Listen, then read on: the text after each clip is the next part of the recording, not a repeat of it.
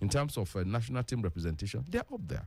In fact, what you are now having is that in the next couple of years, you might have Morocco as one of the biggest powerhouses of sports in Africa. Yes. In Africa, not only in Africa, around in the world. Yeah, okay. Yeah. See, I'm waiting to see what Morocco is going to do in the World Cup. So all of a sudden they have leapfrogged South Africa. South Africa is doing fantastically well too. We have to look at South Africa when they came out of apartheid. We were beating them 4-0, 2-0, 3-0. But now, the moment you hear South Africa is the team you're going to play, you become afraid. And this is not because we don't have abundant talent. We have abundant talent, but we have a terrible NFF. No matter how they try to justify whatever they are doing, the fact is you have inept people who shouldn't even be there. People who ordinarily, are better off as mullahs in mosques and pastors in churches. Or perhaps, at the very best you can give them in the sport industry is to be PE teachers in secondary schools. Oh. Yeah, that is what you have. And I'm being sincere because when you look at the pedigree of some of those football administrators, what do they really have?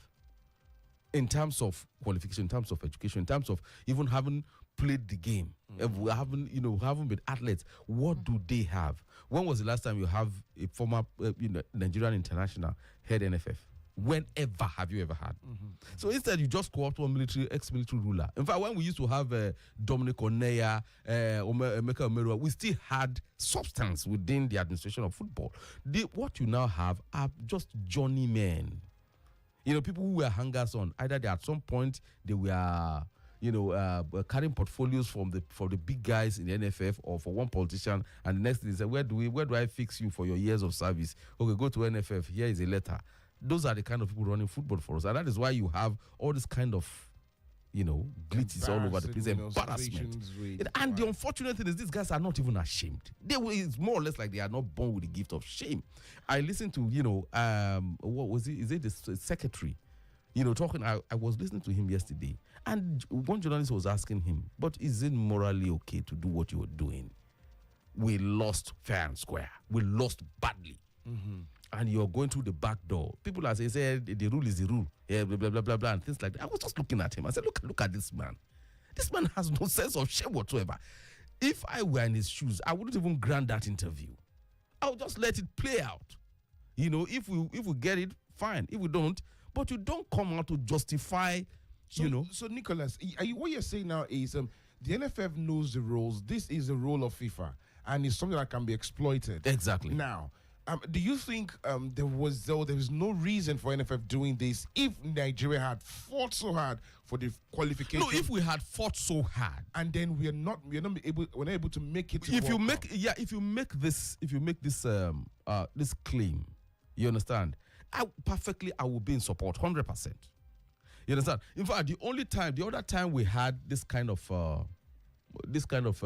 having to disqualify. I think we played it was underage qualification as where the Flying Eagles against, I think it was Kenya, and they brought in over 8 players to Nigeria, and they defeated us 1-0 here, and we protested, and they were knocked off. But the fact is, the boys played badly. They played badly, and it reflected in the continental. Cameroon defeated us. And we couldn't go for the global fiesta at that time. I can't remember the year. I think it was during that period when Okocha first played for the Flying Eagles. That was when Okocha was defended. JJ Okocha was discovered. So they couldn't go to the World Cup. Because the team, it reflects. I think it was headed by James Peters. The coach was James Peters at that time. We spoke so badly about the quality of play. You understand? And we paid dearly by not qualifying for the global fiesta. Each time we go through the back door, it doesn't usually end well. Because just like Gabriel Awaz said, he said, of course, he was trying to look at the player. But I am saying fix the house first. If you fix the house first, the players that come in will behave. So now imagine if Nigeria even gets this, through with FIFA. It will be a disaster. Are the boys morally motivated to go in there on the global stage? Look at the avalanche of resignation. Leaving international football. Ekong would have wanted to go. I know, but he saw the handwriting on the wall. they protest for salaries and things like. I was looking at a lot of arguments about what they did. It will be sure doing a video and things like that. Yes, it is because of the lack of discipline of NFF itself. NFF that is unable to control its own home. That is why players can come in with phones and things like that. Look, see, I don't like talking much about football because you see, there is this nostalgia, this pain that you have. What I used to see and what I used to see now. What we used to have and what you have now. I recall that, you see, there was this time in Kwara United. I'm just talking of a local club here. There was this year I came several years ago, and Kadiri Kana, who was the coach then, said if you are a footballer and you have your cars, and that's to tell you the level Kwara United was, players had cars. They had cars, fleets of cars. You understand? He said if you are coming to camp, you park your car. And it raised an issue. It raised a lot of hoopla and the man weeded them out and nothing happened. You understand? That is what used to happen even at the club side.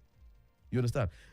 Olise was making a point at some, if you are barely a month ago about, he said if you were the coach, you come into camp and I see your TikTok or whatever, the following day you leave the camp. This man, Yakubu Ayebeni, for just breaching camp rules, one single camp rule, right in AFCON, he was booted out of, these were things that used to happen in the Super Eagles camp. It was because there was a system.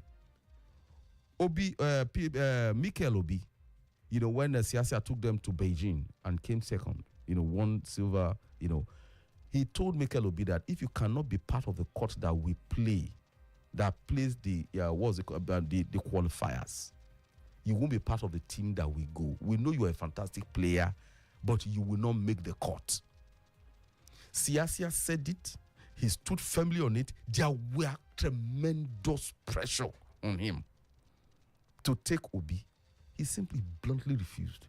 And the NFF at that time supported him.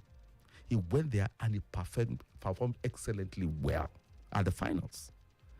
So that is what we used to have. It's not what we are saying is not magic. It's what we've done before. You understand? So now look with the last time we won.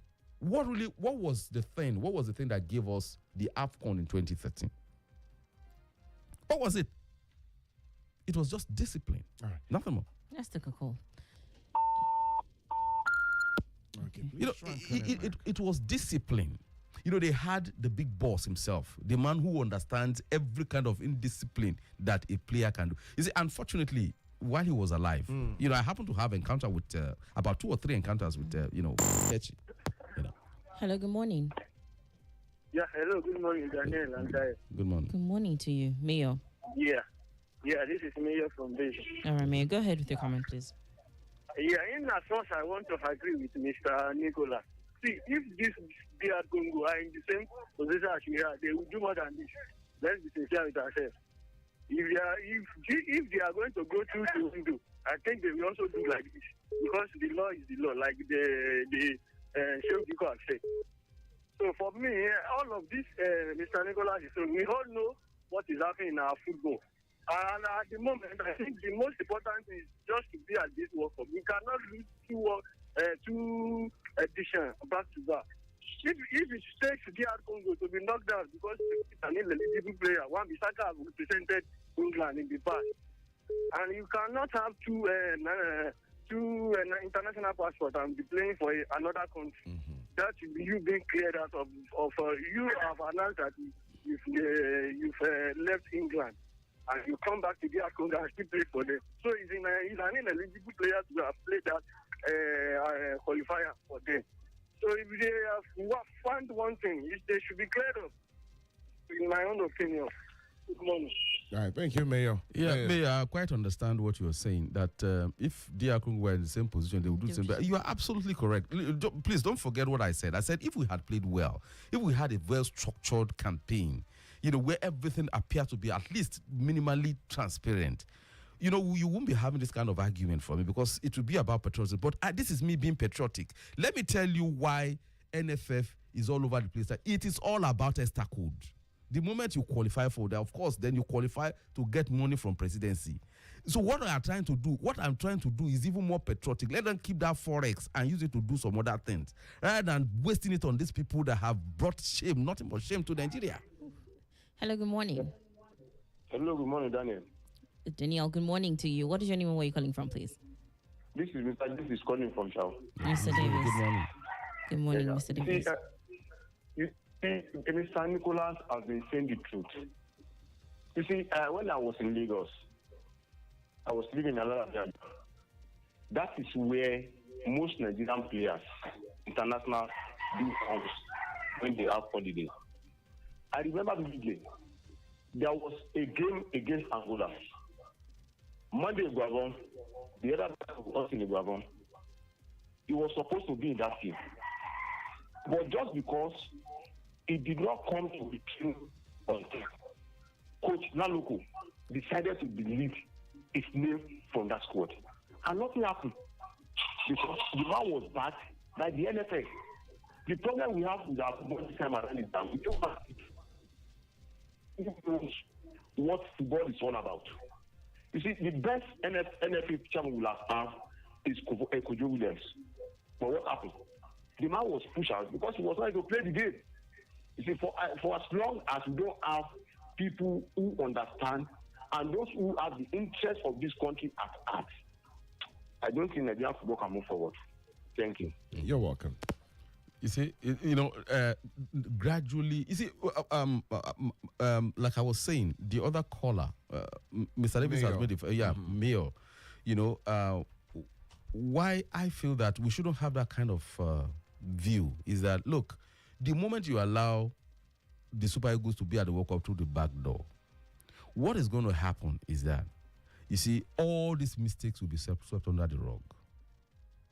We will sit down and look at the structural problem that NFF has. All the allegations about, let me tell you, you might not know this, but there were more than, I can count up to 20 individuals with good money that were ready to get Super Eagles a world-class coach. But NFF was NFF's chiefs were dilly-dallying because they needed a coach they can manipulate.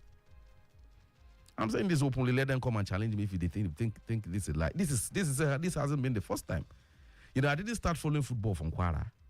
From Lagos, Abuja, the Glass House. We knew what was happening there. I would start giving them instances and start naming names. Hello, good morning. Hello. Good morning. Good morning. Could you speak up a little for us, please? What's your name and where are you calling from? Okay. All right, Nicholas, 0807 777 That's the number. Let's move ahead real quick. President Bola Tinubu is to present the 2026 budget to the National Assembly tomorrow at 2 p.m. on Friday. Now, here is it.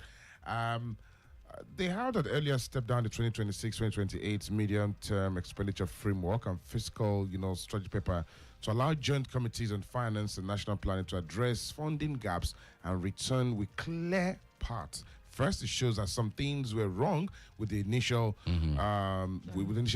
draft. But again, now the Joint Committee review projected crude oil benchmark prices to be $64 and $65 per barrel from 2026, 2027, and 2028, respectively. Now, contained in the budget, we have GDP growth is projected at 4.6%. The proposed 2026 budget estimates total spending at 54.46 trillion, with 34 trillion naira from retained revenue, 17.8 trillion in new borrowings, and fiscal deficit of 20.3 trillion naira. Capital expenditure is pegged at 20 trillion naira, alongside statutory transfers of 3 trillion naira. Break it down for Nigerians. You know what? Let me tell you something. You see, all those things you have read is over our head. You see, I used to have this professor. When you say things, Professor S.A. Adedayo, he will say, what you are saying is errant nonsense. It's not.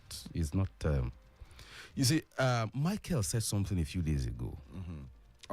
Yesterday. Was it yesterday? Yesterday. He was talking about budget and why we are so illiterate about it. And that is one of the reasons. Yesterday.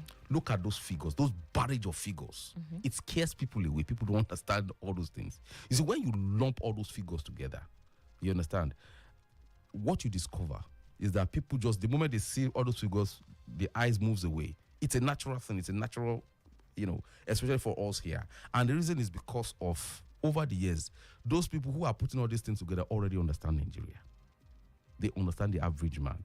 That the moment you lump figures together, they take their eyes away. But the moment you say Super So the Eagles, Ministry of Budget and National Planning understands. it's a deliberate thing. Okay. You understand? Now, you see, this is what I'm going to tell you. These are some of the things that, what helped me, because in those days we used to think that business reporting, economic intelligence and things like that, it's very esoteric. But actually it's simple, very, very simple. You see, budget is about, okay, this is what we plan to spend. This is how we planned to get the money. And this is where we are going to spend all those things. So now, you see, they will avoid all those discussions on how to get the money.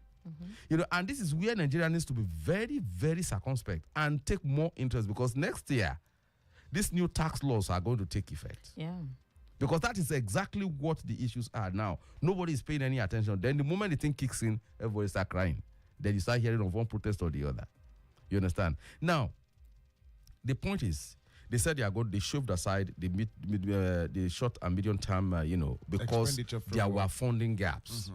Don't forget that we have two contradictory statements already from the Minister of Finance and the President. One was that the President said they have met their target of, how much was that? 30 trillion. They met the target, the revenue target.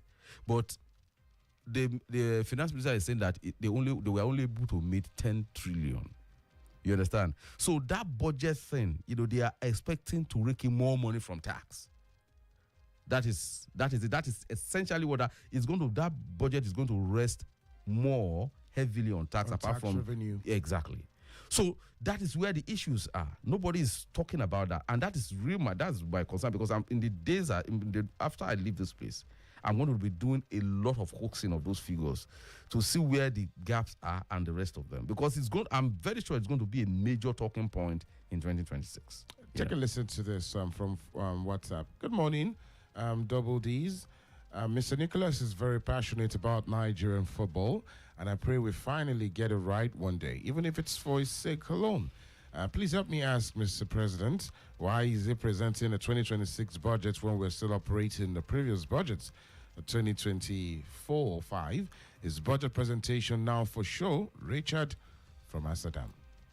Yeah, well, the thing is that normally, before the year runs out, you present the budget For the next year, while the current budget is still running. Yeah, so that is the normal practice, the standard practice. Yeah. All right. Thank you for answering and clarifying that.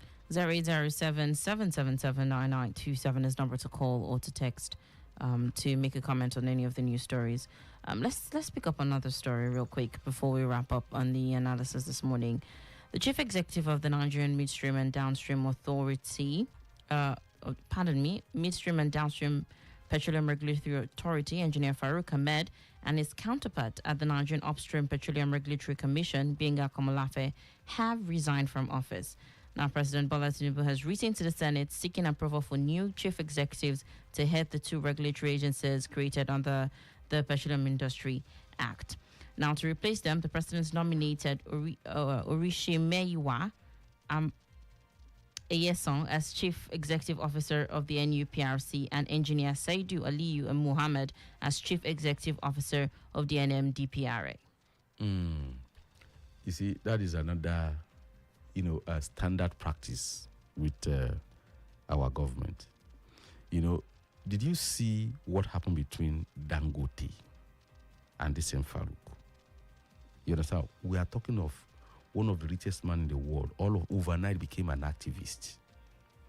Laying heavy allegations against a man that is the principal regulator within the economic nerve of the country. You understand?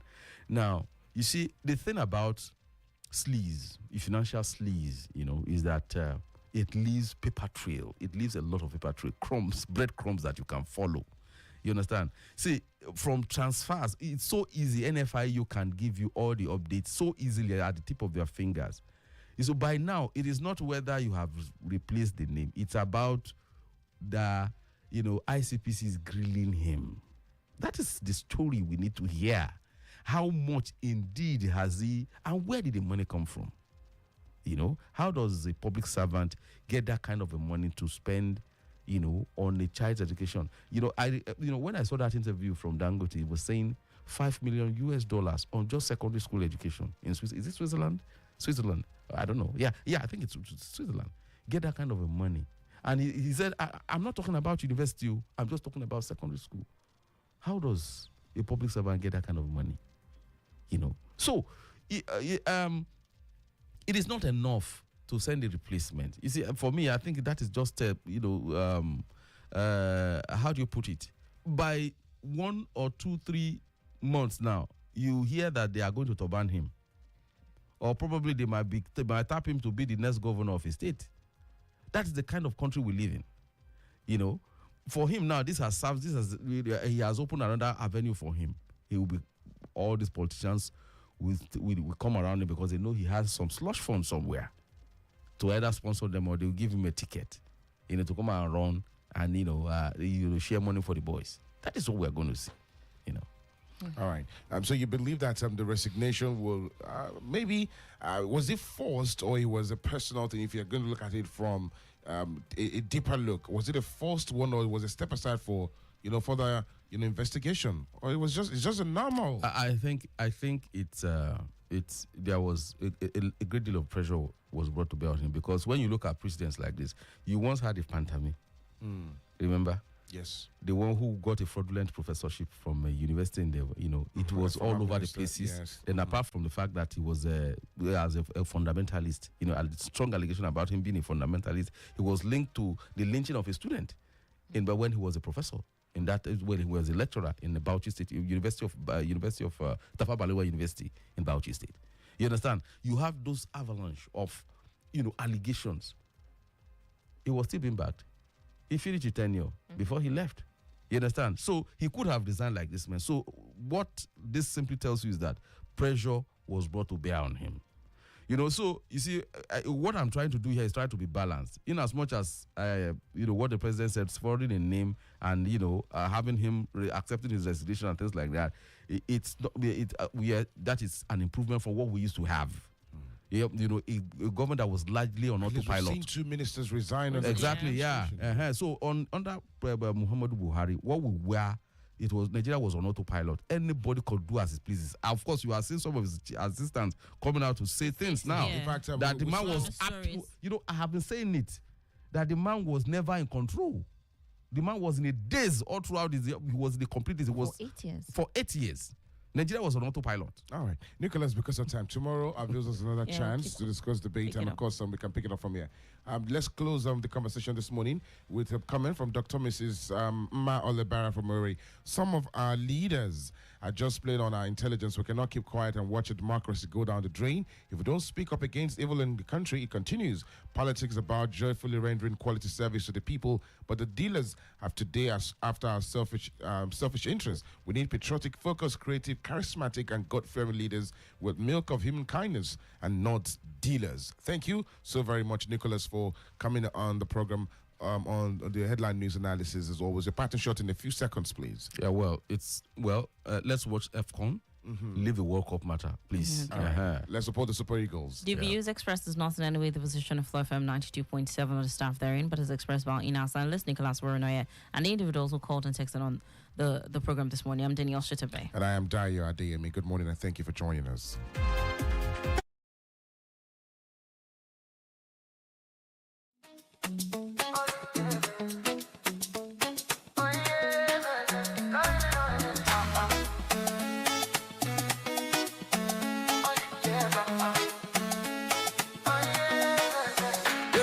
You find pass sunset for quite a sky. Flow FM they play, I no go lie. Your ways they move to the rhythm, my supply. Be sweet for body or more, I know 59. Turn me on with the melody.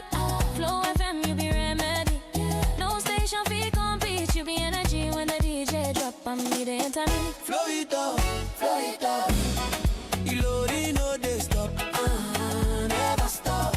92.7 turn it up, light it up. Flow FM, baby, body non stop. Boy, you sweet like we can groove. Flow FM, they play, I like your move. If you like, say you sabi every tune. From Adeyemi to so be moon. Hey, Flow FM in the mix tonight. hey, Flow FM in the mix tonight. Flow FM 92, we the rule the night. Hey, Flow FM, we the rule tonight. Flow FM 92, we the rule the night. Flow it down, flow it down.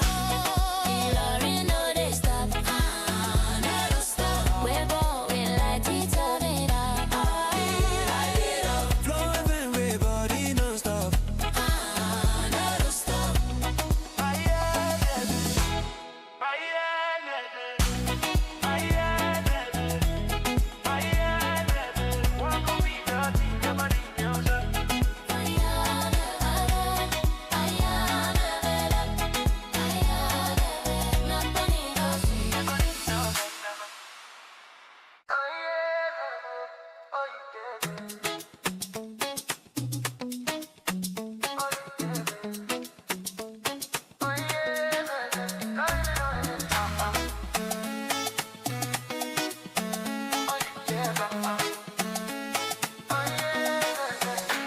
Girl, you find past sunset for quite a sky. Flow FM they play, I no go lie. Your ways they move to the rhythm, my supply. E sweet for body, or more, I no fit deny.